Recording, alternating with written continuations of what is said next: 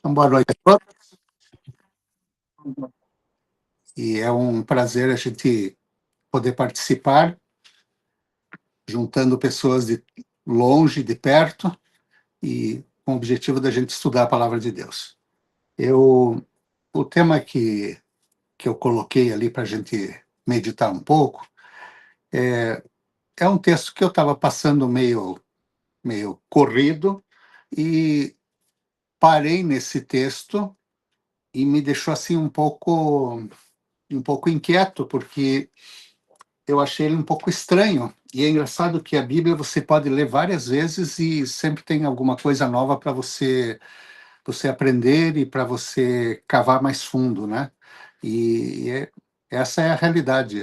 Deus nos conduz através do estudo, revelando cada vez mais aspectos da sua palavra. Por isso que a palavra é sempre nova e ela é útil para todos.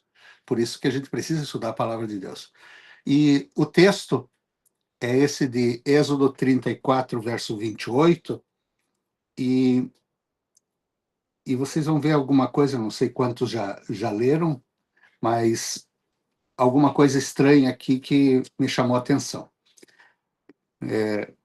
Diz o seguinte: esteve ali com o Senhor, falando a respeito de Moisés, o verso 27 fala que Deus estava falando com Moisés, esteve ali com o Senhor 40 dias e 40 noites. Não comeu pão, nem bebeu água, e escreveu nas tábuas as palavras do concerto, os 10 mandamentos. E nós sabemos ou sempre soubemos que Deus é que escreveu as tábuas dos 10 mandamentos com o seu próprio dedo. Mas esse texto diz assim, a respeito de Moisés, que ele ficou 40 dias com Deus, ele ficou 40 noites com Deus, ele não comeu pão, não bebeu água, e o texto termina dizendo, e escreveu nas tábuas as palavras da aliança, os 10 mandamentos. Vamos lembrar um pouquinho da história. Em Êxodo 32, se você tem a Bíblia, você pode acompanhar, no verso 1, fala que Moisés se demorou um tempo quando ele subiu ao monte para falar com Deus, e o povo achou que era tempo demais, já não acreditava que Moisés ia voltar, fala com o irmão de Moisés, Arão, e disse assim, vamos fazer um ídolo para que a gente possa adorar o Deus, um Deus, eles eram recém-saídos do Egito, e eles precisavam de um Deus para adorar, e eles disseram, vamos fazer um ídolo aqui. Arão, depois falando com Moisés, diz assim, eu juntei todo o ouro do pessoal, joguei ali e saiu um bezerro.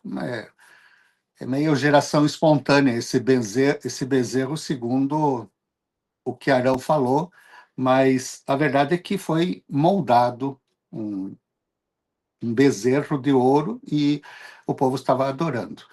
No verso 15 do capítulo 32, diz que Moisés, então, vai descer o monte e quando ele desce o monte, ele desce com as 2 tábuas que foram dadas por Deus. E um detalhe que não sei quantos já sabem, mas é um detalhe importante, no verso 15, diz que as tábuas da lei, elas eram escritas na frente e atrás. Nas fotos que você vê dos 10 mandamentos, você vê assim, tábua 1 e tábua 2, do primeiro ao quarto mandamento num, do quinto até o 10º no outro, mas, na verdade, ela estava escrita na frente e atrás. Tinha muita coisa escrita ali. Isso está no verso 15 do capítulo 32 de Êxodo. Diz que ele levou as tábuas que estavam escritas, ele desceu o monte com as tábuas. O verso 16 fala claramente que as tábuas tinham sido feitas por Deus. E também no verso 16 diz assim, e o que estava gravado fora escrito por Deus. Essa é a tábua primeira, a original. Quando Deus entrega para Moisés, ele entrega um conjunto de leis, os 10 mandamentos, escritos em 2 tábuas de pedra, por 2 lados, na frente e no verso, mas esse verso 16, preste bem atenção, que diz assim, as tábuas tinham sido feitas por Deus. Quem preparou a tábua de pedra foi Deus.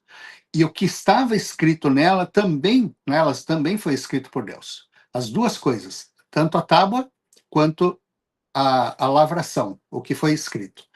E essa tábua, quando Moisés desceu do acampamento, ele acabou vendo que, descendo ao acampamento, ele viu que eles estavam naquela algazarra, com dança, com festa, com música, e quando ele chega ali, ele quebra as tábuas. Moisés conversa com o povo, diz que o povo errou, que estava tudo errado, e ele diz assim no verso, a partir do verso 30 até o 33, ele diz: vocês cometeram um grande pecado, mas agora eu subirei ao Senhor e talvez possa oferecer expiação pelo pecado de vocês. Apesar de Moisés ter se irritado tanto com aquilo, ele disse: eu vou voltar e eu vou falar com Deus e talvez eu possa oferecer um sacrifício e Deus aceite esse sacrifício. Quando ele conversa com Deus, está aquele verso que a gente já sabe, já está na nossa mente há muito tempo, que ele intercede pelo povo e ele diz: agora, porém, eu te rogo, Moisés falando com Deus, perdoa-lhes o pecado, do contrário, risca-me do livro que escreveste. Então, Moisés chega ao ponto de pedir para que Deus intercedesse, aceitasse o povo de volta, perdoando o povo, e ele diz: senão, me risca do livro, porque, em outras palavras, eu não quero estar salvo se esse povo não estiver comigo. Depois Deus diz: olha, quem resolve quem risca ou não risca sou eu. Mas Deus perdoa o povo, apesar de algumas consequências terem acompanhado a atitude do povo, porque Deus perdoa o pecado, mas as consequências do pecado, elas acompanham o pecado. No capítulo, isso aconteceu com relação às primeiras tábuas. Deus lavrou a tábua, Deus preparou, alisou, Deus escreveu, entregou nas mãos de Moisés e disse assim: desce agora, vai lá. Moisés chega aí, vê aquela bagunça e quebra as tábuas. No capítulo 34, voltando então para o 34, o verso 1 diz assim: o Senhor disse a Moisés, veja que agora é um pouco diferente: talhe 2 tábuas de pedra semelhantes às primeiras, e nelas escreverei as palavras que estavam nas primeiras tábuas que você quebrou. Então, o conjunto de tábuas dos 10 mandamentos, na segunda edição, Deus diz assim: Moisés, foi você que quebrou. Então, agora se vire para fazer a tábua de novo. E é exatamente isso que o texto diz. As primeiras tábuas você quebrou. Então, agora você vai preparar tábuas de novo. E eu quero que elas sejam bem lisas. E Moisés teve que pegar uma pedra, 2 pedras, aparelhar a pedra, deixar ela lisa e tudo, e subir o monte com as tábuas. Eu achei bem interessante esse fato, porque na primeira vez Deus ajudou Moisés dizendo assim: as tábuas estão aqui, você só desce. Na segunda vez, ele diz assim: agora você faz a tábua e você sobe o monte. É interessante que às vezes parece que a gente complica a situação, a nossa situação, por causa das nossas atitudes. Se na primeira vez ele tivesse tido a calma e solicitado que Deus resolvesse o problema, ele não teria que quebrar pedra, polir pedra e subir a montanha com as tábuas para receber de novo a instrução de Deus. Às vezes nós escolhemos caminhos que são mais complicados para a nossa vida, fruto das nossas decisões anteriores. Diz que você é livre para escolher o que você quiser, mas você é escravo das consequências da tua escolha, né? As nossas escolhas nos levam para situações que não necessariamente precisariam existir. Então, veja no verso 31, ou melhor, no verso 1 do capítulo 34, ele diz: talhe 2 tábuas de pedra. Talhe 2 tábuas, porque foi você que quebrou, e você vai ter que consertar. E ele fez isso.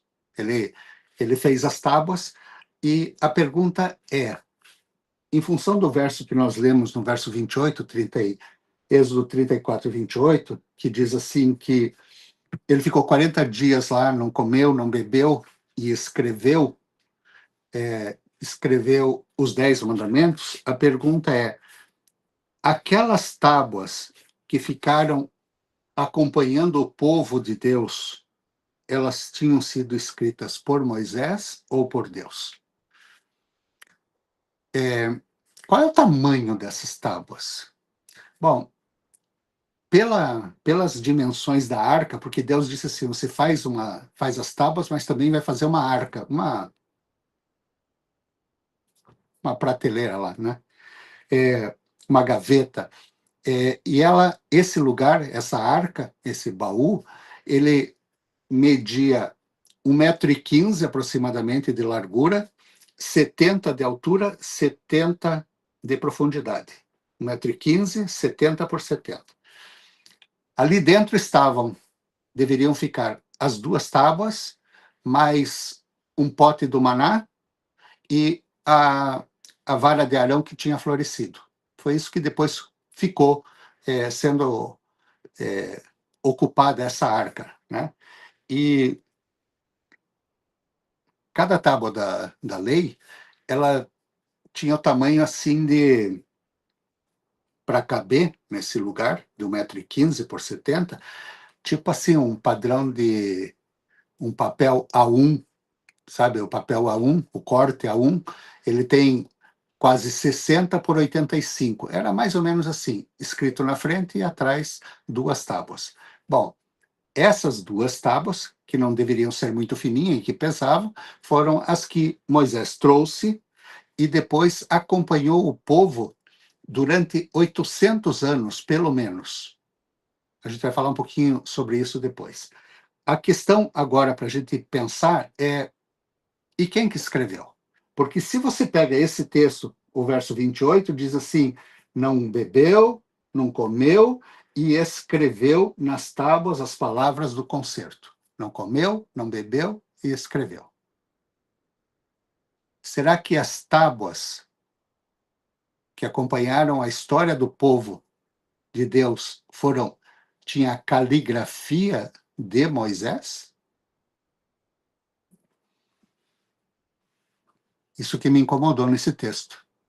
Então eu fiz uma pesquisa, já faz 1 mês, 2 meses, eu fiz uma pesquisa sobre isso, e para saber um pouco como que era o texto original, aonde que está o problema, porque eu sempre ouvi dizer que Deus é quem escreveu. A única coisa da Bíblia escrita por Deus são os 10 mandamentos. De repente é Moisés escrevendo, se diz assim, mudou?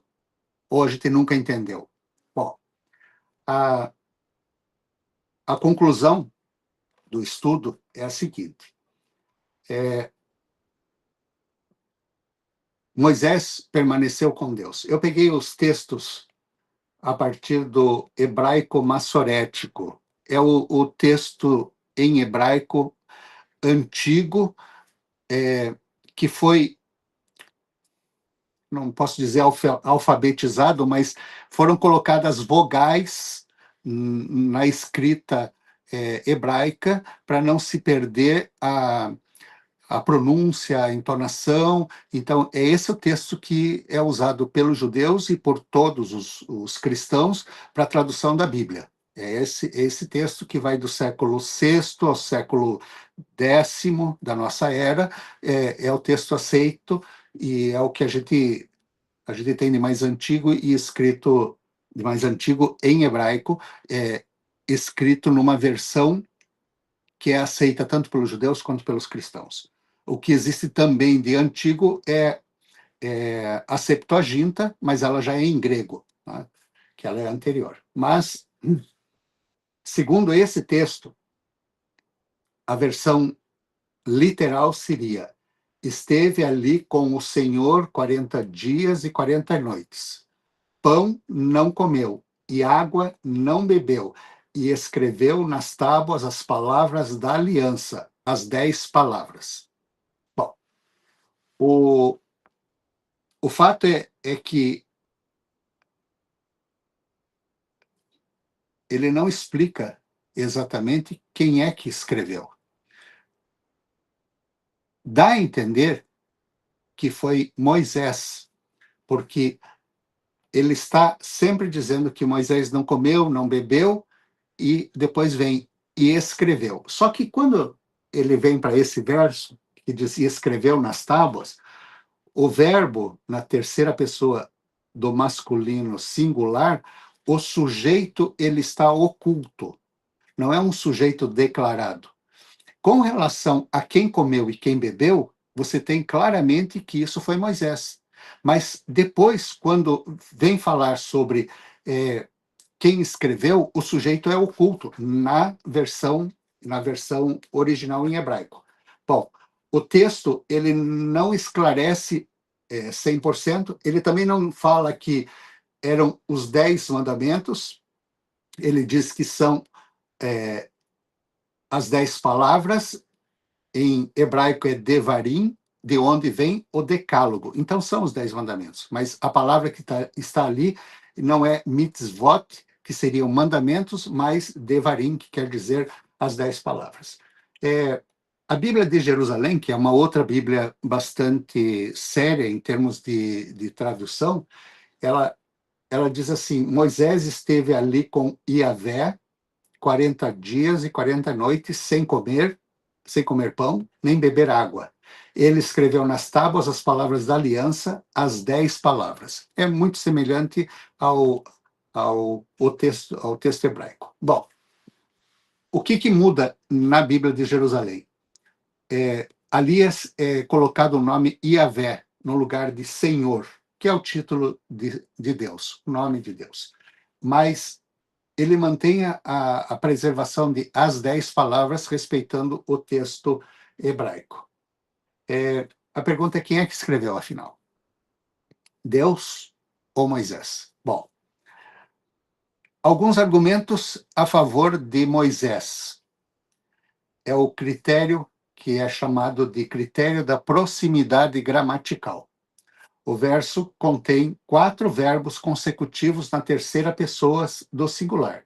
Esteve Moisés, não comeu Moisés, não bebeu Moisés e escreveu. Então, todos esses estão em sequência. Então, pela proximidade dos outros 3, o quarto escreveu seria também Moisés. Então, é uma possibilidade que Moisés tenha escrito, segundo essa versão, esse estudo gramatical. Porém, se você pega... Porém, não. Ainda confirmando isso, o verso anterior, que é o capítulo 34 de Êxodo, verso 27, Deus ordena diretamente, escreve tu estas palavras. E o verso 28 funciona como um complemento imediato da ordem de Moisés. Se você tem a Bíblia, dá uma olhadinha, Êxodo 34, 27, que diz, Deus diz assim, escreve tu estas palavras. No verso 28 diz, escreveu. E escreveu aquela palavra. Bom, poderia ser Moisés? Poderia, se a gente pegasse só esse texto. E a Bíblia, o estudo da Bíblia, ela não deve ser baseada em um único verso. Você precisa estudar comparando o verso. Claramente ela diz, está um pouco aqui, um pouco ali, mas você não pode ter contradição. Vamos ver alguns argumentos para que Moisés não tenha escrito, mas Deus tenha escrito. O primeiro critério é o critério da coerência contextual e a macrogramática, não a microgramática. Micro é um verso só. Vamos pensar assim no todo. O verso 1 do capítulo 34, que a gente já leu, o começo diz assim, que Deus afirma, eu escreverei. Capítulo 34, verso 1 diz, eu escreverei. É a primeira pessoa, está na primeira pessoa no hebraico. Então, se Deus diz, eu escreverei, e se Moisés escreveu, há uma contradição do verso 1 com o verso 28. Deus disse que escreveu, ele ia escrever, mas Moisés escreveu? Bom, e existe também uma distinção de conteúdo. No verso 27, se você vai lendo o capítulo 34, Deus vai citando é, várias leis que são leis cerimoniais. Inclusive, ele diz assim: você tem que ir 3 vezes participar das festas, você, quando matar, oferecer um sacrifício, esse sacrifício é dessa forma, você não pode cozinhar a carne quando no leite da mãe. Tem várias situações que são colocadas ali, e aqui começa a haver uma divisão, porque existem misturadas as leis cerimoniais e existem também os 10 mandamentos. Fala ali sobre sábado. Nesse capítulo 24 tem várias coisas que são misturadas. Lembre-se que capítulo 31, desculpe. O capítulo 31, ele está 14 capítulos depois do Êxodo 20, né? Onde estão os 10 mandamentos. Então, ali é Moisés explicando as coisas como aconteceram. Mas, se você observar que ali haviam leis civis e rituais, o verso 28 vai dizer que você pode entender que Moisés escreveu, Deus disse, escreva as leis rituais, e que Deus escreveu os 10 mandamentos. Eram duas coisas distintas. Moisés escrevendo uma coisa e Deus dando as tábuas escritas com seu próprio dedo.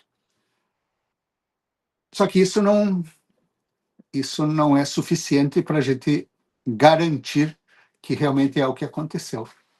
Então, a gente vai para um desempate linguístico. Se você tem a tua Bíblia, pega em Deuteronômio, capítulo 10. Deuteronômio 10, dos versos 1 a 4. Ali tem uma explicação bastante interessante. Moisés escrevendo, Deuteronômio, capítulo 10. E vejam só. No verso 2, Deus diz: eu escreverei nas tábuas as palavras que estavam nas primeiras que você quebrou, e você as colocará na arca. Deus diz claramente: eu escreverei nas tábuas as palavras. Novamente, a mesma ideia do capítulo 34 de Êxodo, que diz: eu escreverei. Quando chega em Deuteronômio, capítulo 10, Deus repete, dizendo assim: eu escreverei. Bom, o verbo, ele está obrigatoriamente na primeira pessoa do singular. Eu. E o sujeito ali é Deus. Está na primeira pessoa e o sujeito é Deus. Bom, no verso 4, Moisés escreveu o seguinte, Deuteronômio 10, verso 4. Moisés escreveu: o Senhor escreveu nelas o que tinha escrito anteriormente, os 10 mandamentos que havia proclamado a vocês no monte, do meio do fogo, no dia em que estavam todos reunidos. O Senhor as entregou a mim. Quando existe um assim diz o Senhor, o assunto encerra. E aqui é Moisés dizendo que quem escreveu os 10 mandamentos foi o próprio Deus. E Deus entregou para ele as tábuas escritas. Mas qual é a diferença da segunda vez e da primeira vez? Bom, na primeira vez, Deus lavrou as tábuas em pedra. Na segunda vez, Moisés lavrou as tábuas. Ele preparou as tábuas e Deus escreveu com o seu próprio dedo. Interessante que as tábuas que acompanharam o povo de Deus no deserto e depois foi para o templo de Salomão e tudo, elas são fruto da cooperação humana e divina. Qual é a parte humana? Preparar a pedra. Por quê? Porque o homem tinha quebrado a pedra. Qual é a parte de Deus? Colocar com o seu dedo o conteúdo escrito, porque aquilo tem a ver com o caráter do próprio Deus. Então, nós temos a garantia, segundo Moisés, de que as tábuas que ele recebeu foram produzidas, o material escrito foi produzido pelo próprio Deus. Realmente, Deus escreveu os 10 mandamentos. Bom, Deus é o executor, e nós recebemos essas tábuas que passaram junto da história do povo de Deus. No deserto, as tábuas ficaram 40 anos caminhando junto com o povo, dentro daquela caixa que media 1,15 m por 70 por 70, né? E havia uma exigência muito severa com relação ao manuseio dessa caixa, que é chamada de arca. Não tem nada a ver com a arca do Noé, né? Essa é a arca do Moisés. Essa pequena caixa andava para tudo que é lado, aonde o povo ia, e ela ficou dos anos 1500, na verdade é 1446, até 1406 a.C., andando com o povo. Depois disso, no período dos juízes, por aproximadamente 1400, de 1400 até o ano 1000, ela ficou em Siló e em outras cidades, e no tempo do rei Salomão, aproximadamente nos anos 960, eu redondo para 1000 para a gente facilitar, essa a arca foi levada para o primeiro templo, o templo de Salomão. A arca foi levada, e junto com a arca, as tábuas, porque as tábuas ficavam dentro da arca. Bom, e o que aconteceu com essas tábuas? Bom, em 586, Babilônia é cercada, é destruída no tempo de Nabucodonosor, a gente lembra da profecia de Daniel, e existe uma relação em 2 Reis 25 e em Jeremias 52 das coisas que foram levadas para a Babilônia. Lembram que uma das coisas que foi levado para a Babilônia foram aquelas taças aonde fazia parte dos utensílios do templo, e o neto de Nabucodonosor foi dar aquela festa e disse: vamos buscar as coisas que vieram de lá, e daí apareceu aquela mão escrevendo Mene, Mene, Tekel, Farsim. Bom, na relação das coisas que foram levadas de Jerusalém para a Babilônia, não consta que a arca tenha sido levada. E a arca, ela desaparece antes da invasão dos babilônios. Ela ficou com o povo de Deus cerca de 800, 900 anos, desde o deserto até o ano de 580, por aí, e daí ela desaparece, e biblicamente nós não temos mais absolutamente nenhuma informação a respeito dela. Bom, e aonde que a arca está? Esse é assunto de filme, né? E a arca, existem algumas teorias do destino final dessa arca. Bom, a primeira é que ela foi escondida antes da invasão babilônica. No livro apócrifo de 2 Macabeus, diz que ela foi levada pelo profeta, por sacerdotes, talvez pelo profeta Jeremias, e foi retirada do templo. O problema é que Macabeus é muito tempo depois do que aconteceu. Isso é 500 a.C., e Macabeus está lá para o ano 160 depois de Cristo. Né? Outra teoria é que ela foi levada para a Etiópia, e que está lá na igreja de Nossa Senhora Maria de Sião, e que existe um pessoal que fica cuidando dessa arca. Só tem um sacerdote que está próximo, e ninguém entra. Nós tivemos a oportunidade de ir até a Etiópia. É interessante que as igrejas da Etiópia, elas são divididas. Uma igreja que a gente foi em Addis Abeba, ela era em forma, acho que octagonal, e tem uma parte onde é central, que eles reproduzem o Santo dos Santos, onde só o sacerdote entra, depois outro lugar o restante de quem oficia, e o povo fica mais para fora, reproduzindo o mesmo esquema do santuário terrestre. Eles dizem que estão com a arca, mas ninguém viu, ninguém sabe. Outras pessoas mais céticas dizem que ela foi destruída, que foi queimada. e que eles tiraram o ouro que estava revestindo a caixa, o propiciatório e tal, e que ela sumiu. Bom, o que Ellen White diz a respeito disso?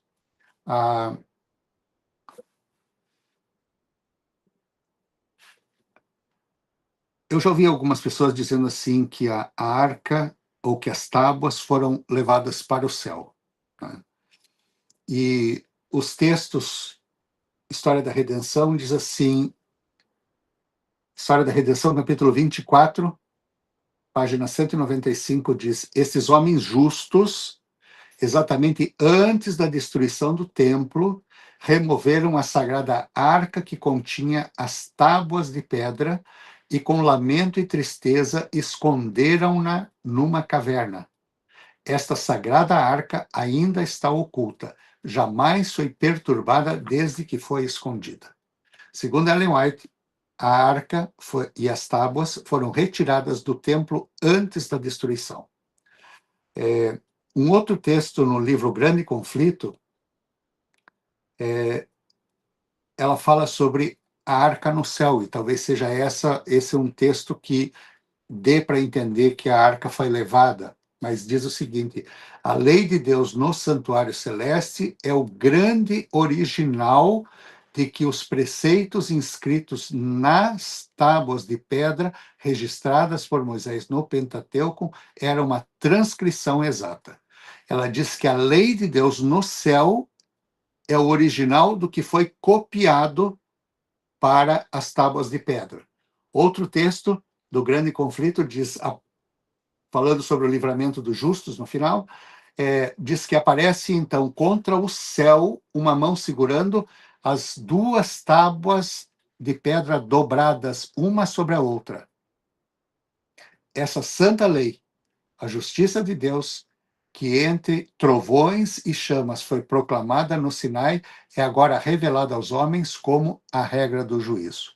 Então, que no final dos tempos, quando acontecer toda aquela coisa de o céu entrar em convulsão, se recolher como um pergaminho, uma hora ele se abre, vem uma luz que vem da própria Nova Jerusalém. Nessa hora, diz que Deus mostra segurando com a mão as duas tábuas que estão juntas e mostram para as pessoas que essa lei é a lei do juízo.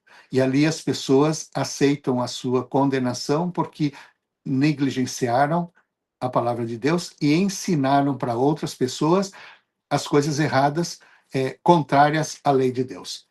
Diz que aquela santa lei, também no Grande Conflito, diz: aquela santa lei, a justiça de Deus, que por vocês, desculpe, que por entre trovões e chamas foi do sinal proclamada como guia de vida, revela-se agora aos homens como a regra do juízo. A mão abre as tábuas, vêem-se os preceitos do decálogo como que traçados com pena de fogo. Outro texto, em Primeiros Escritos, diz: eu vi ali uma arca, falando sobre o santuário celestial, uma visão de Ellen White, diz: eu vi ali uma arca que tinha a aparência de ser do mais fino ouro. Na arca estavam tábuas de pedra contendo os 10 mandamentos. Ela diz que viu uma arca e tábuas de pedra.